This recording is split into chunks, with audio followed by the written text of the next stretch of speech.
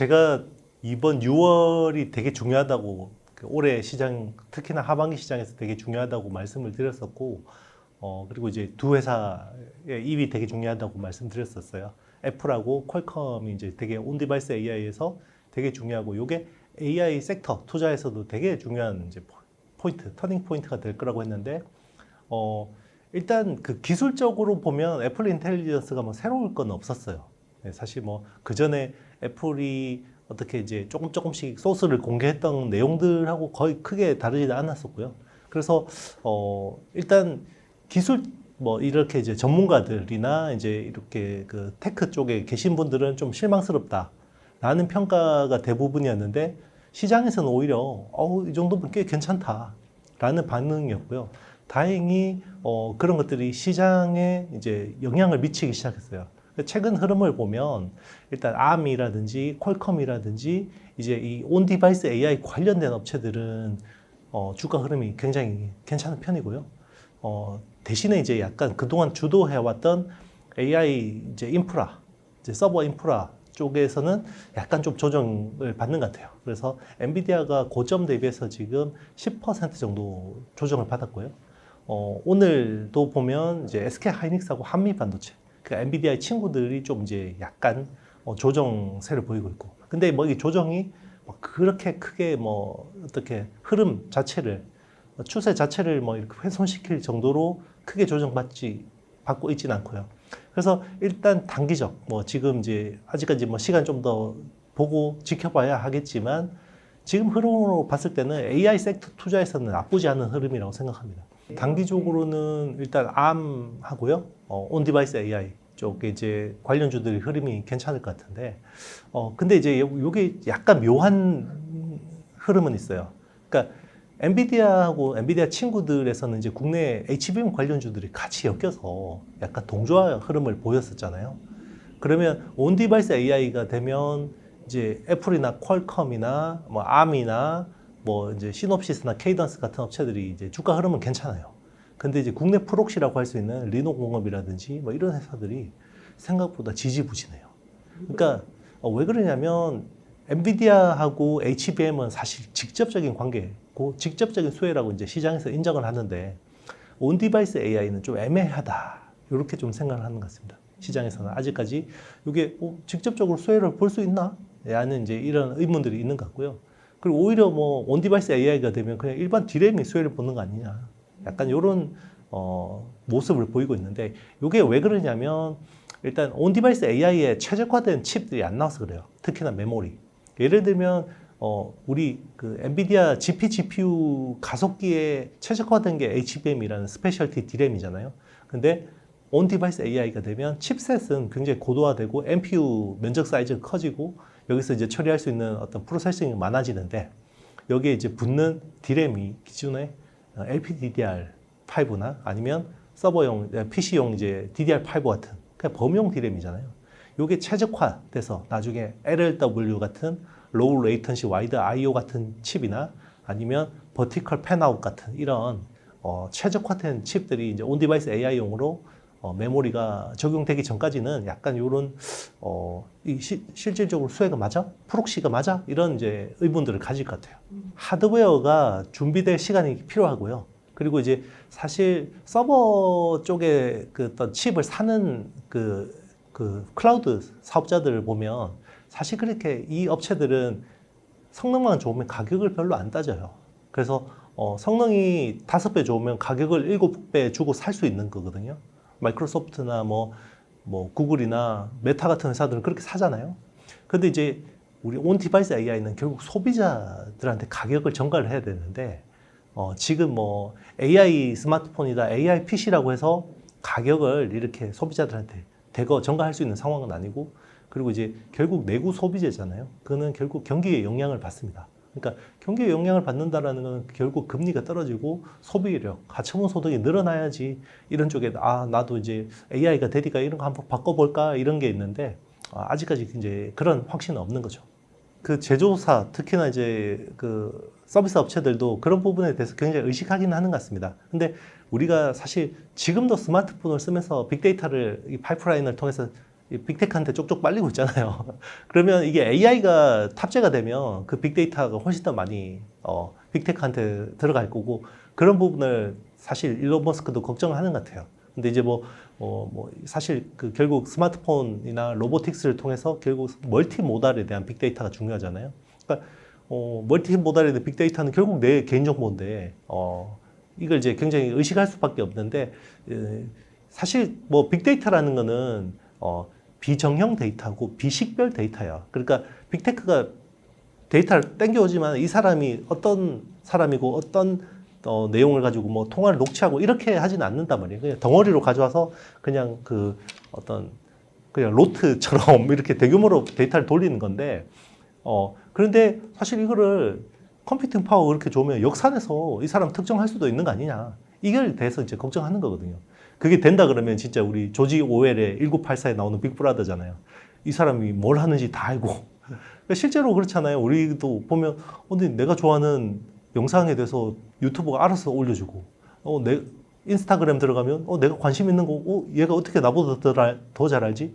보면 편리하면서도 한편으로는 약간 좀 찜찜한 느낌들이 있는데 이제 그런 것들을 이제 일론 머스크도 생각하는 것 같고요. 그러면 직장에 와서 아이폰 쓰면서 이런 것들 주변 데이터를 다 빨아가면 어떻게 보면 우리한테 노출되면 안 되는, 유출되면 안 되는 정보들이 가는 거 아니냐 이런 이제 걱정을 할 수 있죠. 네. 실적도 중요한데요. 실적보다는 이제 암의 지배력, 독점력에 대해서 좀 더 주목을 하는 것 같습니다.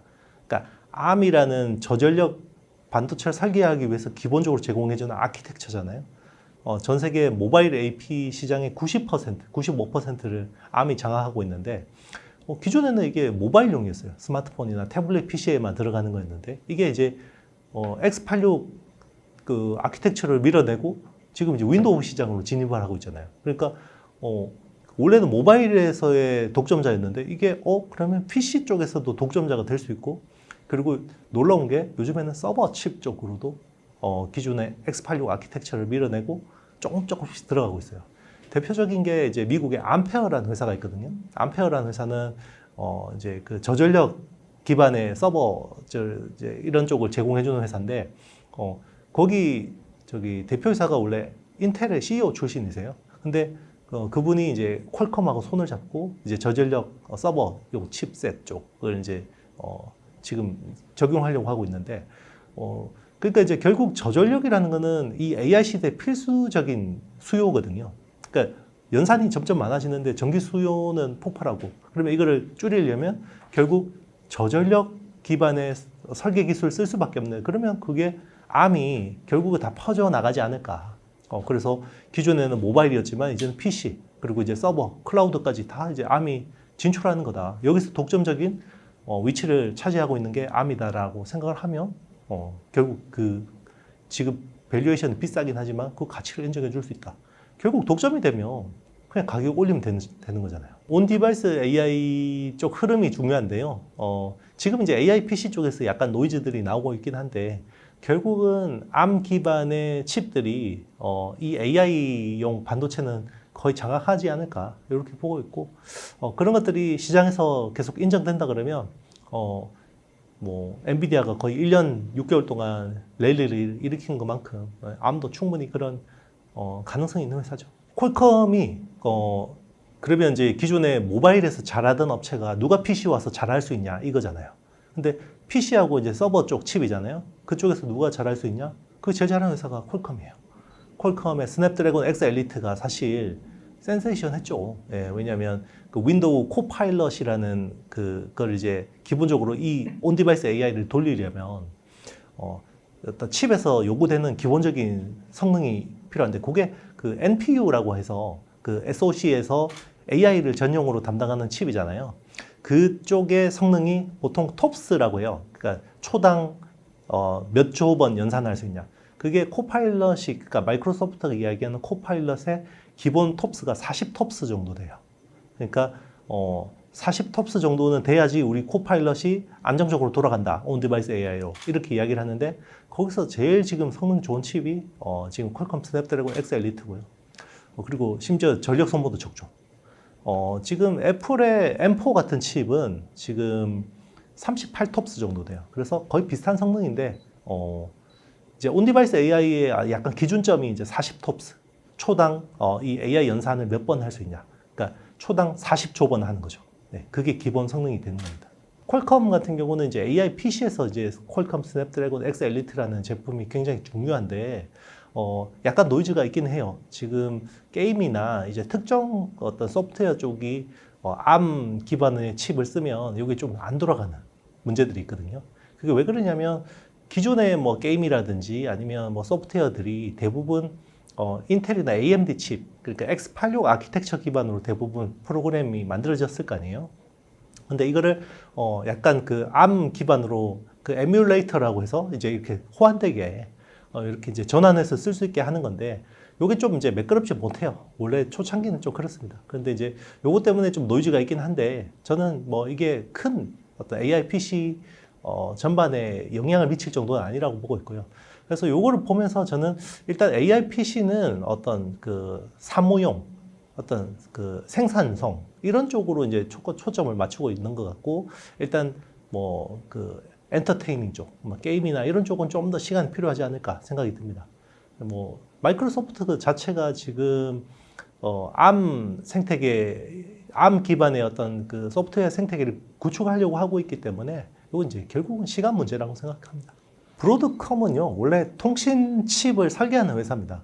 그러니까 뭐 우리 뭐 와이파이, 블루투스, GPS 뭐 이런 것들 이제 칩 설계하는 회사였고요. 그래서 잘 나갔죠. 언제? 인터넷 시대. 그래서 월드 와이드 웹 시대에 어떻게 보면 굉장히 촉망받는 기업이었어요. 근데 사실 20년 동안 별로 볼 일이 없었죠. 그래서 통신칩 잘하는 회사. 그러니까 이제 밸류를 많이 줄 수가 없었잖아요. 그래서 모바일 시대에서는 사실 뭐 그냥 나쁘지 않은 회사 정도였어요. 근데 AI 시대에서 이 회사가 굉장히 주목을 받게 된 건데 왜 그러냐면 지금 엔비디아의 우리가 항상 이야기하는 엔보이 링크라든지 이런 그 연결에 대한 부분을 많이 이야기하잖아요. 그러니까 서버 자체도 중요한데 이 서버들을 병렬로 연결해서 한 개처럼 유기적으로 돌아가게 하는 게 되게 중요한데 그러려면 거기 다 통신들이 굉장히 매끈하게 잘 돼야 되잖아요. 연결이 잘 돼야 되잖아요. 이제 그런 것들을 잘 설계해 줄 수 있는 회사인데 요게 여러 칩들을 설계해 주는데 그 빅테크들이 이제 자체 설계를 하기 시작하잖아요. 뭐 구글의 TPU라든지 아니면 뭐 저기 메타의 아르테미스라든지 아니면 아마존 웹 서비스의 인퍼런시아나 트레이니움 같은 칩들이 막 있는데 자 이런 칩들이 결국은 거기에 통신이라는 IP 블록들이 되게 중요해지잖아요. 그러니까 이제 그런 거를 잘하는 회사가 브로드컴하고 마벨인데 거기서 이런 것들을 이제 기본적으로 플랫폼처럼 제공해주면서 이제 칩을 설계를 해줄 수, ASIC이라는 주문형 반도체를 설계해 줄 수 있는 비즈니스가 커진 거죠. 그래서 그러면 지금 대표적으로 구글의 TPU 같은 것들이 이제 브로드컴한테 이제 통해서 이제 설계를 하다 보니 그러면 이제 구글은 핵심 알고리즘만 설계해주고 이제 그 브로드컴 같은 업체들이 이제 프론트 엔드나 백 엔드나 뭐 나중에는 어드밴스드 패키징, 통신 이런 쪽까지 다 나머지를 이제 지원을 해주는 거죠. 그래서 사실상 뭐 설계 상당 부분을 이제 담당해 주는 건데 시장이 커지잖아요. 이제 엔비디아 GPU가 결국 이 AI라는 급속도로 커지는 이 전체를 다 담을 수가 없잖아요. 그러니까 이제 결국은 자체 설계 반도체 ASIC 시장이 커질 수밖에 없는데 이제 그런 쪽에서는 브로드컴이나 마벨 테크놀로지 같은 회사들이 계속해서 주목받을 수밖에 없죠. 일단 지금 그 인텔하고 AMD는 X86이라는 아키텍처 기반이잖아요. 그러니까 시스크라고 하죠. 네, 제가 시스크라는 그 컴퓨팅 방식으로 하는 업체들인데 기본적으로 저전력에서 떨어지죠. 성능이 떨어지는데 지금 AI 시대에서 사실 전성비가 떨어진다라는 건 굉장히 큰 약점이거든요. 그래서 원래 이 모바일 혁명이 시작되면서 이런 포터블 기기 쪽을 다 뺏겼잖아요. X86 진영이. 그래서 그래도 살아남은 거는 PC하고 서버 칩이 이제 살아남은 거였는데 요즘에 보면 PC 쪽도 AI PC로 되면서 그 ARM 기반의 윈도우 시장이 점점 커지잖아요. 심지어 마이크로소프트도 기존에 윈텔 동맹이라고 할 정도로 윈도우하고 인텔 동맹이라고 할 정도로 굉장히 끈끈한 그걸 했었는데 점점 더 PC 시장에서 하이엔드 시장이 결국 AI PC들 이쪽 시장을 결국 ARM 기반 칩들한테 대표적으로 퀄컴 같은 회사한테 시장을 내주고 있고 그러면 이제 서버 쪽도 지금 녹록지가 않은 거죠. 왜 그러냐면 일단 서버 쪽도 퀄컴 같은 업체들이 진입하는 것도 있지만 지금 보면 엔비디아가 기존에 인텔 뭐 사파이어 레피드 같은 이런 것들을 쓰면서 그 자기들 GPU하고 엮어서 많이 했는데 최근에 내놓는 거 보면 그레이스 호퍼 같은 거, GH. 그레이스라는 CPU가 ARM 기반의 CPU인데 네, 엔비디아가 설계한 거잖아요. 그리고 이번에 베라 루빈 공개하면서 베라라는 CPU도 결국 엔비디아가 ARM 기반의 CPU를 이제 설계해서 쓰는 거고. 그러니까 뭐 점점 더 이제 뭐 이번에 그 구글 같은 경우도 악시온이라는 CPU를 내놨는데 그게 또 ARM 기반의 칩이잖아요. 그러니까 인텔이나 AMD 칩을 쓸 업체들이 점점 더 자체 설계 칩, 특히나 ARM 기반으로 계속 바꾸다 보니까 이제 AMD하고 인텔은 계속해서 이제 시장을 뺏길 수밖에 없는데 그동안에는 약간 AMD하고 인텔은 약간 온도 차가 있었죠. 왜냐하면 AMD가 엔비디아의 GPU를 일부 대체할 수 있잖아요. MI300이라는 그걸 통해서 엔비디아 가속기를 대체할 수 있다 이런 컨셉이었는데 막상 까서 보니까 별로 대체하는 비중이 시원찮은 거죠. 물론 이제 그쪽도 많이 성장하고 있지만 엔비디아가 하는 것에 비해서는 굉장히 좀 미미하다 보니까 예, 둘 다 이제 몰려서 좀 같이 부진한 상황인 것 같습니다. 많이 올랐지만 그럼에도 불구하고 지금 M7이라고 하는 미국 주식들, 빅테크들을 보는 게 맞을 것 같고요. 우리는 뭐 주가가 굉장히 많이 올랐으니까 비싸다라고 생각하잖아요. 근데 이제 밸류에이션으로 해보면 우리 보통 그 EPS, 주당 순이익이 따져보면요. 작년에 M7의 EPS 증가율이 73%였거든요. 그러면 S&P 500에서 M7을 빼면 S&P 493이잖아요. 예.